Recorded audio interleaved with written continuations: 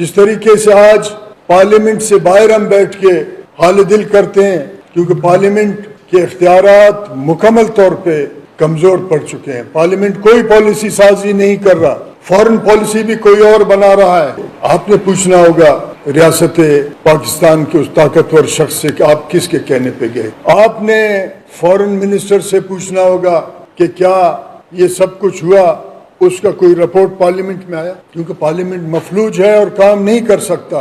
आज के एजेंडा में खुसूसन खैबर पख्तूनख्वा और बलूचिस्तान को फोकस किया गया है। जनाब सदर, रियासत ने बलूचिस्तान के इश्यूज को हमेशा गलत ताबीर किया है और रियासत के ताकतवर मीडिया ने उस गलत ताबीर को लोगों तक पहुंचाया है। उसके बाद बहरान में इजाफा हुआ है, बदअमनी में इजाफा हुआ है, करप्शन में इजाफा हुआ है, नाख्वानदगी में इजाफा हुआ है। करप्ट लोगों को रियासत के सरपरस्ती में ला के मुसल्लत किया गया है उस इदारे में जिसको हम पार्लियामेंट, उस इदारे को जिसको हम सूबा असम्बली या जिरगा कहते हैं, उस पर मुसल्लत किया गया। बहरान पैदा हुआ है। यहाँ बताया गया है कि बलूचिस्तान के मसाइल का हल तबकाती है, कौमी नहीं, और ये सबसे बड़ा तारीख का झूठ है। हम एक तारीखी कौमी इकाई हैं, हमारे अपने कौमी असूल हैं, हमारे अपने कौमी हुकूक हैं, हमारा कौमी तारीख और शिनाख्त है। यहाँ कोई तबकाती मामला नहीं है।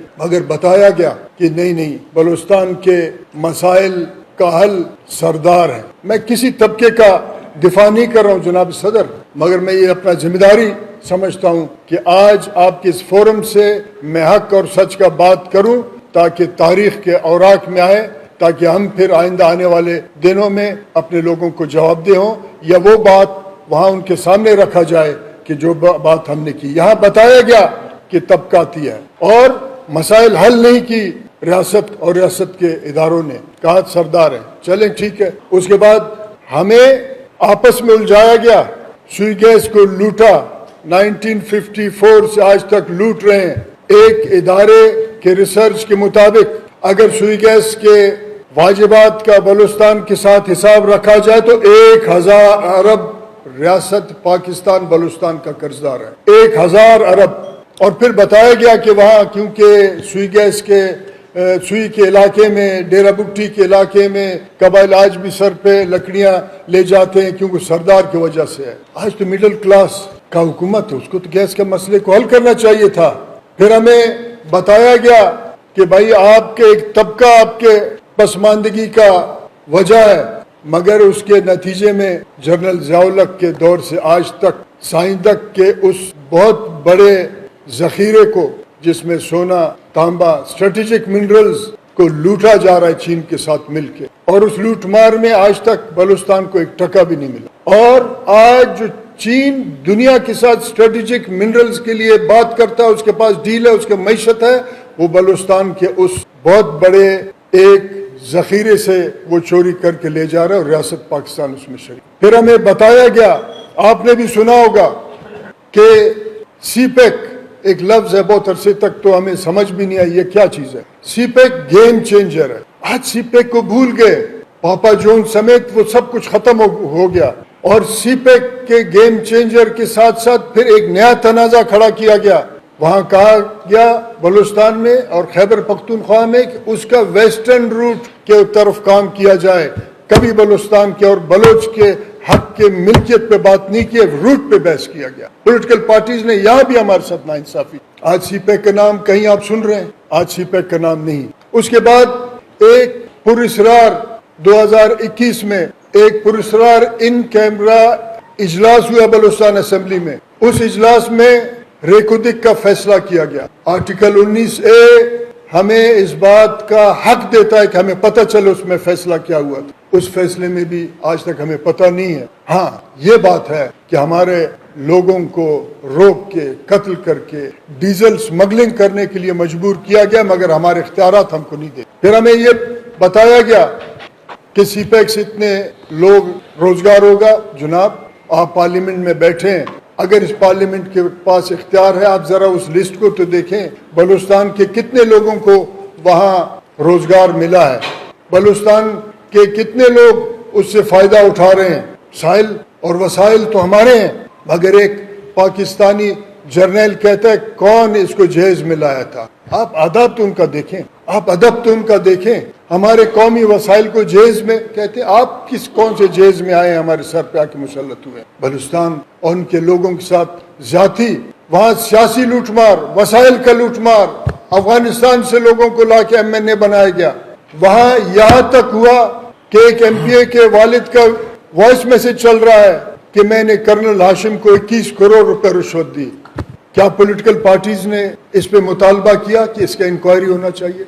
हमारा सियासी रास्ता भी रोक लिया गया, समाजियात को भी हमारा तोड़ दिया गया, और जब सियासी रास्ता रोका गया तो फिर इसका भी जिम्मेदार रियासत होगा और वो पॉलिटिकल पार्टीज जो अपने सियासी वजूद को जिंदा रखने के लिए गेट नंबर 4 के जरिए पार्लियामेंट में दाखिल होते हैं। तो फिर बलोच के साथ कौन सा रास्ता बचा है? बलूचिस्तान के लोगों के साथ कौन सा रास्ता बचा है? मैं एक सवाल करता हूँ आज के इस बहुत बड़े ऐवान से कि वो फिर जब सियासी रास्ता रोका जाएगा, उनका माशी रास्ता रोका जाएगा, उनकी आंखों के सामने उनके आबाई अजदाद के तारीख को पामाल किया जाएगा और उनके वसाइल को लूट मार करके हर 10 साल बाद एक नए नाम और एक नए तिफिल तसल्ली के नाम पे ड्रामा रचाया जाएगा, तो फिर वो बंदूक उठाएंगे। इसके जिम्मेदार रियासत भी है, वो सियासी पार्टियां जिन्होंने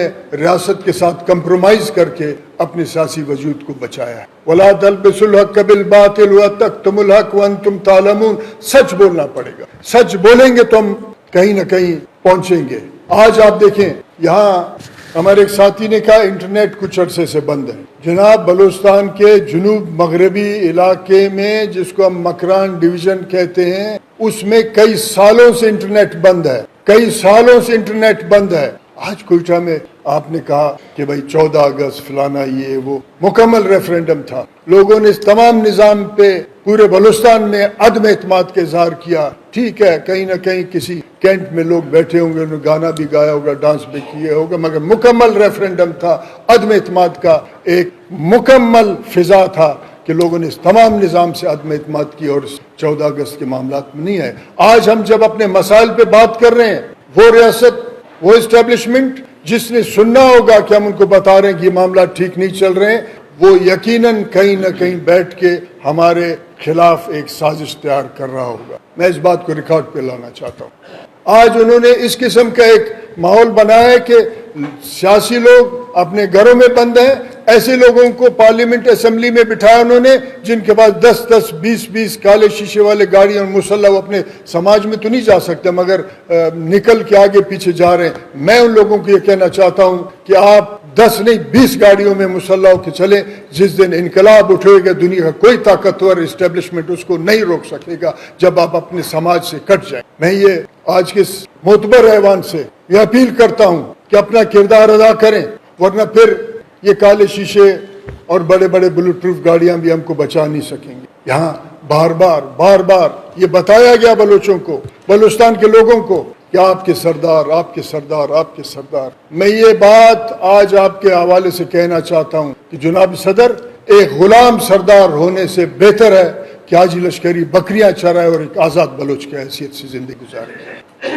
यहाँ हर 5 साल 10 साल बाद नए नाम पे एक ड्रामा क्रिएट करते हैं, मुसल्ला जत्ते हैं, और मुसल्ला जत्ते के पास बाकायदा कार्ड है और उन कार्डों के जरिए वो एक डिस्ट्रिक्ट से दूसरे डिस्ट्रिक्ट और एक घर से दूसरे घर तक वो जाते हैं। मगर सियासी लोगों के लिए सियासी रास्ते को रियासत ने बंद किया है। एक करप्ट इलेक्शन कमीशन, जिसका मैं मुजम्मत करता हूं कि करप्ट इलेक्शन कमीशन ने यहाँ तक इस मुल्क को पहुंचाया, मगर मैं समझता हूँ कि हमने भी कहीं ना कहीं मुसाहलत की है इस तमाम निज़ाम से, पॉलिटिकल पार्टीज ने भी। जब पॉलिटिकल पार्टीज मुसाहलत करेंगे तो बदतरीन हालात का फिर आप इंतजार। अब होना क्या चाहिए? होना ये चाहिए कि जिसको हम सुना रहे हैं वो तो सुनता नहीं, वो कहते हैं कि आप लूटमार करें, हमारा रास्ता न रोकें। तो फिर क्या करना चाहिए? तो फिर हमने अपना एक रास्ता अपनाना चाहिए। अगर रियासत चाहता है, रियासत का बात कर रहा हूँ, हुकूमत वक्त का नहीं कर रहा हूँ। यहाँ बुखारी साहब भी बैठे हैं, हुकूमत वक्त से इनका ताल्लुक है। मैं रियासत का बात कर रहा हूँ कि वो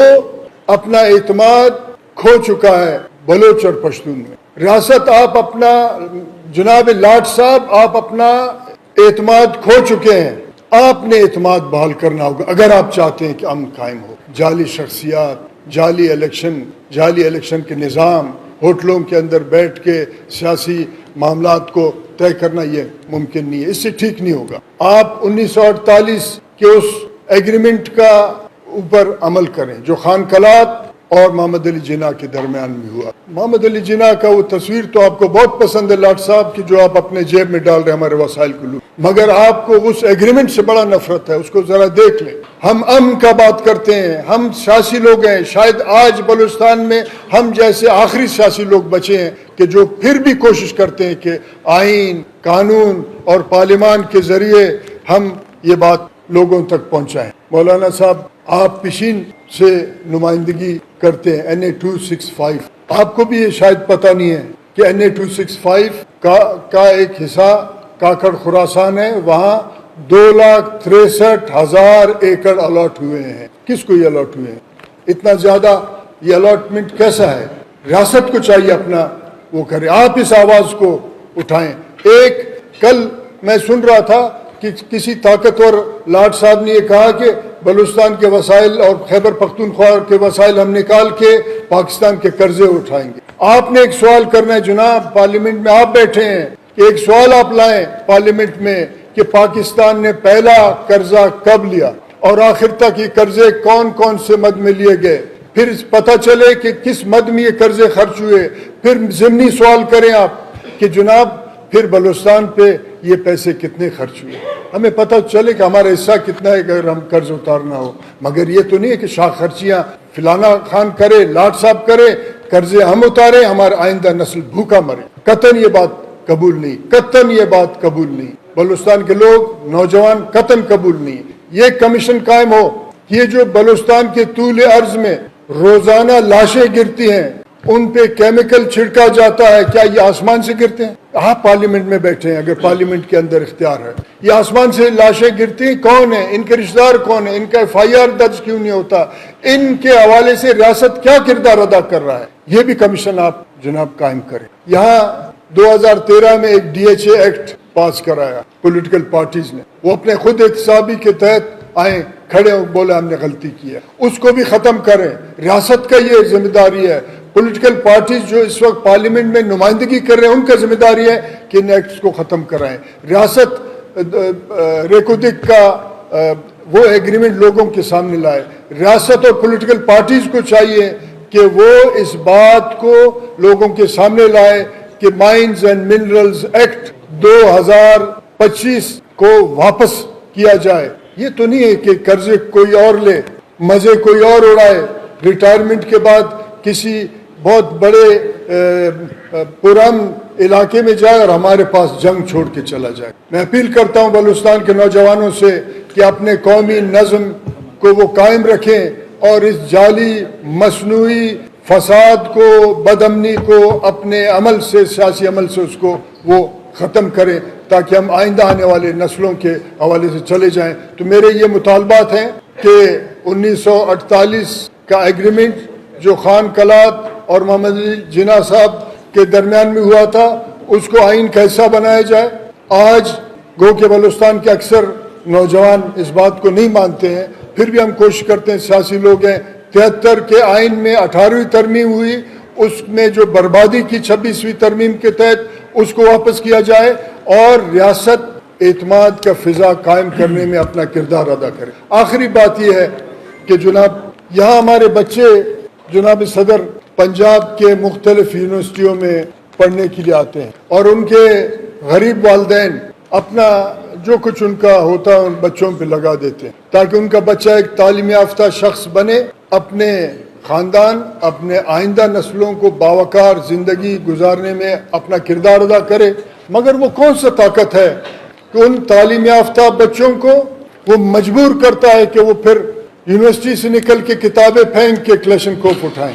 میرا ایک دوست ایک دن میرے پاس آیا جناب، اس نے کہا میرا ایک بیٹا پنجاب میں پڑھتا ہے، اسلام آباد کو بھی ہم پنجاب سمجھتے ہیں، اور وہ واپس آنے کے بعد چھٹیوں پہ اس نے کہا کہ میں واپس نہیں جانا چاہتا ہوں. ہمیں بے احترامی، تذلیل کا نشانہ بنایا جاتا ہے. ایک خاص قسم کا گروہ ہے، وہ یونیورسٹی میں آ کے ہمیں تنگ کرتا ہے. اساتذہ کا بھی رویہ ہمارے ساتھ ٹھیک نہیں ہے، میں واپس نہیں جاؤں گا. تو میرے پاس لایا، میں نے اس کو کہا کہ آپ واپس جائیں اور اپنا تعلیم پورا کر کے آئیں. مگر میں یہ سمجھتا ہوں ایک خاص پالیسی کے تحت ہمارے بچوں کو مجبور کیا جا رہا ہے کہ تعلیم یافتہ بچے بھی پہاڑوں میں جائیں، اور پھر ہم ان کو کہیں کہ ایک نیا ٹھپا کبھی لگایا، کبھی کہا کہ سردار ایسے ہیں، کبھی کہا کہ سی پیک سے آپ کو خوشحالی آئے گا، کبھی کہا ریکودک سے ہم اپنے قرض اتاریں گے.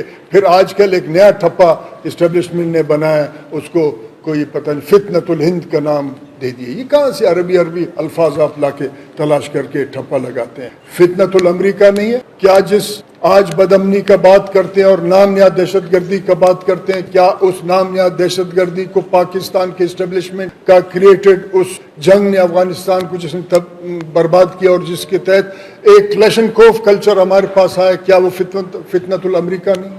نہیں سمجھتا ہوں کہ پولیٹیکل پارٹیز اس روایت کو دہرائیں، کیونکہ آج اس ایوان میں جہاں ہم بات کر رہے ہیں یہاں پشتون بلوچ بھی بیٹھے ہیں، اور پشتون خصوصاً اس روایت کو بار بار کہتے ہیں کہ میر ویس ہوتک کا جو جرگہ تھا اس نے یہ گورگین کو ختم کیا. تو پھر ہم نے اور آپ نے بیٹھ کے یہ فیصلہ کرنا ہے کہ ہم عوام کے پاس جائیں گے یا اس دروازے کو کٹکھٹائیں گے جس نے ہمیں اور آپ کو اس تمام معاملات میں ڈالا ہے.